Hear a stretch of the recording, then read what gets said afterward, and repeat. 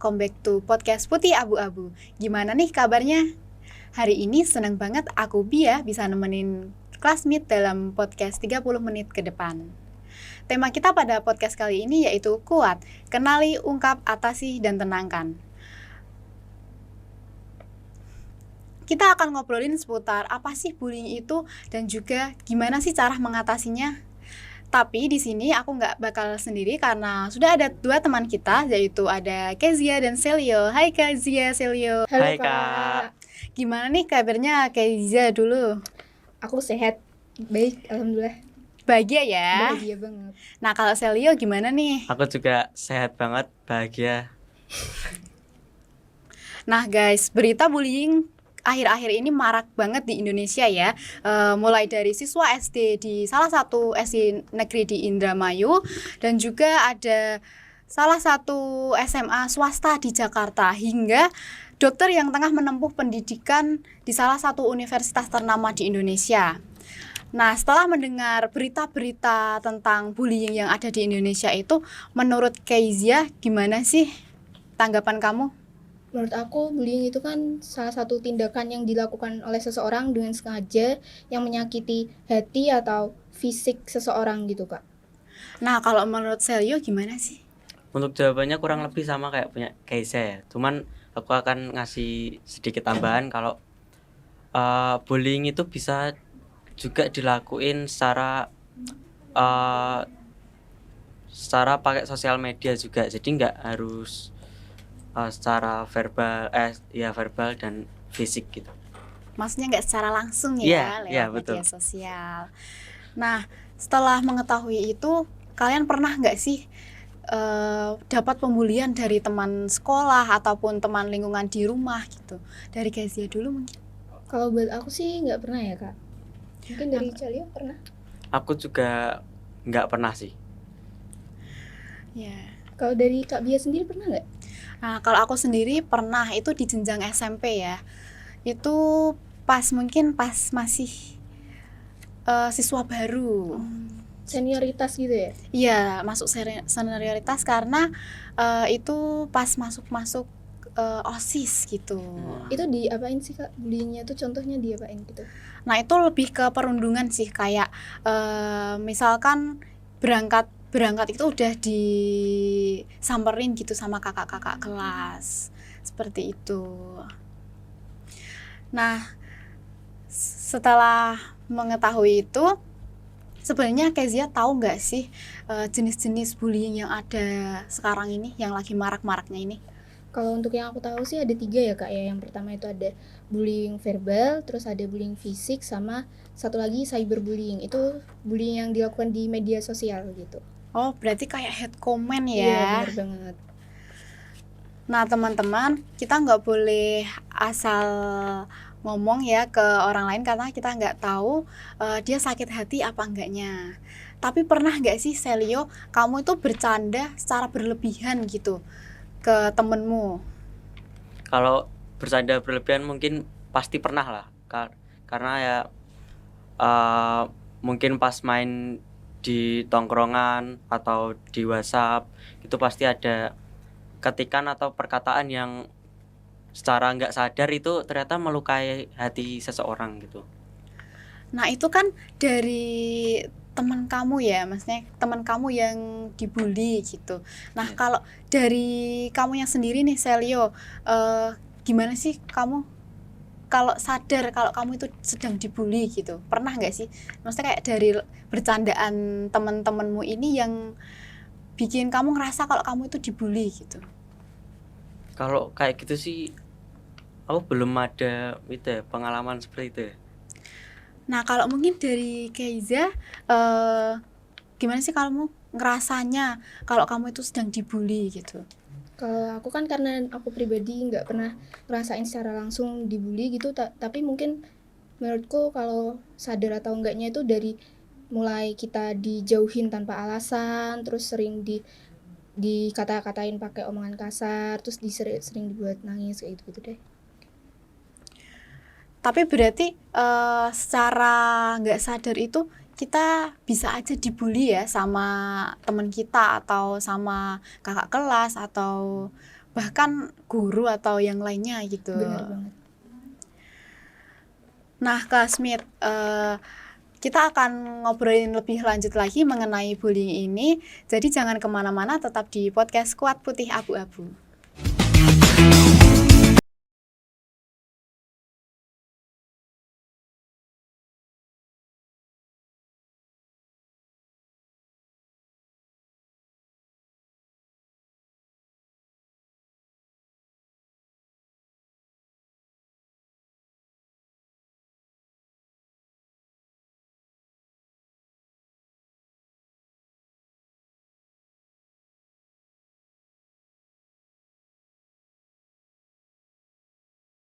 Classmate, balik lagi di podcast Kuat. Kenali, ungkap, atasi, dan tenangkan putih abu-abu. Sebenarnya kalau kita udah dapat bentuk bullying itu entah dari visual atau verbal, kita itu pasti takut gak sih untuk mengungkapkan atau mengomongkan itu. Jadi gimana Selio, gimana cara kamu itu untuk menemani temanmu ini yang kena bullying tapi nggak berani ngomong? Dengan mendekati dia dan mencoba mengajak bicara untuk biar dia bercerita kepada kita ya pastinya, dan mencoba memberi solusi dan bantuan. Kayak nge-support gitu ya. Iya. Nah, kalau dari Kezia itu gimana sih kamu dalam menanggapi temenmu yang terkena bullying gitu. itu? Kurang lebih sama sih kayak Celio Kak, tapi coba diajak ngomong pelan-pelan dulu aja kan, siapa tahu dari obrolan pelan-pelan itu dia mau mulai cerita, mulai terbuka gitu kan. Nah, ngelanjutin itu ya, gimana sih Kezia, kamu tahu kalau temenmu itu, ciri-ciri temenmu itu yang kena pembulian itu gitu, yang kamu rasain, tapi itu kalau temenmu yang kena? Mungkin orangnya lebih sensi gitu Kak, sering marah, terus sering menghindari interaksi sama orang-orang gitu. Udah sih itu aja mungkin. Nah, kalau dari Selio sendiri, pernah nggak sih ada temenmu yang kayak ngerasa kayak gitu yang udah diomongin sama Kezia dulu? Ada sih. Di SMP sama di SMK ini ada orang yang kayak gitu. Jadi dia tuh dijauhin, dan dia tuh kalau ada orang yang nyoba mendekat sama dia tuh sensi gitu, jadi nggak mau didekatin. Udah ngerasa trauma sendiri gitu ya, Iya, berarti. Nah, untuk selanjutnya Kezia, misalkan nih kamu dibully tapi nggak ada temenmu yang mau dengerin kamu cerita, itu kalau dari kamu sendiri solusinya kamu mau gimana? Ya cerita ke orang lain Kak, tapi tetap yang harus dipercaya ya, supaya dia bisa ngasih dukungan gitu kan, karena kalau kita kan lagi posisinya lagi dibully pasti down gitu kan. Nah, kalau dari Selio, kamu pernah nggak sih ada temenmu yang dibully tapi kamu nggak mau dengerin dia cerita gitu? Belum pernah sih, soalnya teman yang dibully itu belum pernah cerita-cerita sama aku juga. Oh, belum pernah, tapi kamu merasakan gitu ya? Iya. Nah, itu kan secara langsung berarti toh pembuliannya? Secara langsung. Secara langsung, secara lisan. Perkataan ya. Oh ya, lisan. Iya. Lebih ke lisan ya. Nah, menurut kamu Selio, kalau misalkan pembulian itu dilakukan di sosial media, itu bakal berdampak nggak sih di orang yang dibully itu? Menurutku sih bakalan berdampak banget ya, karena sosial media itu kan luas ya jangkauannya. Dari Indonesia bahkan luar negeri pun bisa menghujat di satu orang itu. Nah, kalau dari Kezia, menurut kamu bullying di sosial media itu gimana sih? Kayak yang di awal-awal tadi kita bahas itu, mungkin bisa contohnya kalau bullying di sosial media itu ngasih hate comment gitu di postingan orang. Ya itu aja sih Kak yang aku tahu. Nah, menurut Kezia ya, itu penting nggak sih kita ngomongin soal bullying di sosial media itu? Jadi kayak kita mengangkat tema tentang bullying di sosial media itu Jadi penting kayak nggak sih? cerita tentang apa yang kita rasain ya di sosial media gitu. Ya bisa gitu, bisa kayak ibaratnya itu kita mengangkat topik tentang bullying di sosial media itu penting nggak sih? Kalau malah topik di sosial media sih penting ya Kak ya. Jadi bisa ngasih tahu ke orang-orang banyak juga kan apa itu bullying, terus jenis-jenisnya, terus contohnya tuh apa aja sih dari hal kecil gitu kan. Nah, kita kalau misalkan dibully ya, kita dibully, itu kan ada jangka waktunya kayak kita pas dapet bullying pertama gitu. Kita sakit hati, kita down kayak gitu-gitu. Nah, menurut Celio, itu kapan sih baiknya kita cerita atau ngomongin atau ngelaporin itu ke orang lain? Eh, yang pastinya secepatnya ya. Kalau bisa pas udah tenang, diri udah tenang dan baru kita cerita ke orang-orang terpercaya. Nah, untuk Kezia itu kan sudah dijawab sama Celio ya tadi ya. Kita harus tenang dulu nih. Nah, untuk sebelum kita ngomong ke orang lain itu apa aja ya kemungkinan yang akan kita omongin, yang kita siapin buat kita ngomong ke orang lain? Ya mungkin pertama-tama kita bilang dulu apa sih yang kita rasain gitu kan. Terus baru dari omongan itu baru mungkin kita ngejelasin kalau kita tuh lagi dibully gitu. Terus kita siapin juga apa ya, cerita kayak gitu kan juga perlu mental ya Kak ya, takut nanti tambah dihujat atau malu gitu kan, malu buat terbuka ya, pokoknya gitu deh. Mental ya. Iya betul. Kita harus nyiapin mental, terus gimana kita cara ngomongnya Iya, gitu bener ya. banget.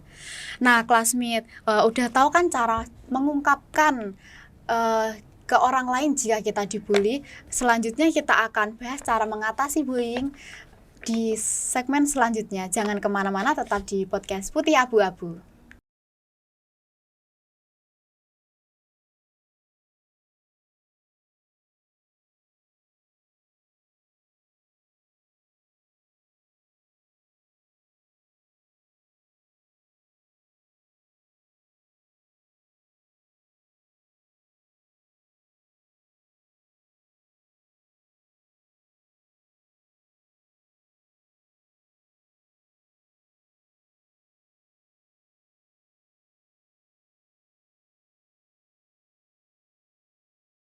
Lagi di podcast Kuat, kenali, ungkap, atasi, dan tenangkan. Nah, setelah kita mengetahui gimana cara kita ngomong nih, kalau kita kena bullying, kita lanjut lagi ke pembahasan yang selanjutnya. Apa yang bisa kita lakukan untuk membantu korban bullying itu supaya dapat memulihkan mental mereka? Menurut Kezia itu gimana sih? Simple sih Kak. Sebenarnya kalau cara simpelnya tuh ya ngasih dukungan, support gitu kan. Tapi kalau emang nggak mempan, ajak ke yang lebih ahli aja, nanti ke psikiater. Oh ya, Iya. mungkin kalau di sekolah itu kita ke guru BK dulu ya. Benar banget. Tapi itu mungkin bisa ditemani gitu ya. Heeh. Ditemani, kita cerita, temani gitu. Nah, itu kan kalau teman kita yang kena bullying. Nah, kalau kita sendiri yang kena bullying, gimana sih cara kita untuk nguatin diri kalau kita itu kena bullying? Menurut Celia gimana? Mungkin kalau kita punya hobi gitu ya, kita hobi nyanyi atau hobi apa gitu, kita lakuin itu aja. Karena mungkin itu bisa memperbaiki mental health kita juga. Oh, jadi kayak mengalihkan gitu ya, Iya, mengalihkan fokus kita ke hal-hal positif lainnya Iya. gitu ya. Nah, kamu tahu nggak sih Kezia, self care itu apa? Menurutku itu self care itu cara kita buat memperbaiki mental health gitu ya Kak ya. Yang terus dengan kegiatan-kegiatan positif gitu Kak, mungkin dilakuin dengan kegiatan positif, ngejalanin hobi yang kayak Celio bilang atau apa gitu. Tapi kamu berarti setuju ya self care itu bisa untuk memulihkan mental seorang yang terkena bullying gitu. Setuju banget.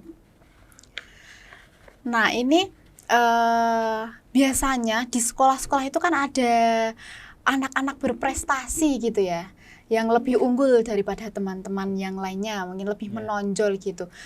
Menurut Celio, kalau misalkan ada teman kamu yang berprestasi banget, tapi dia itu ngebully temannya sendiri yang mungkin dia ngerasa jauh lebih di bawahnya. Menurut kamu gimana sih tanggapan kamu mengenai temanmu itu yang membuli tapi dia itu orangnya pintar dan berprestasi? Kalau menurutku sih itu nggak pantas ya buat orang yang ngira dirinya itu udah di atas tapi kok malah jelekin orang yang di bawahnya gitu.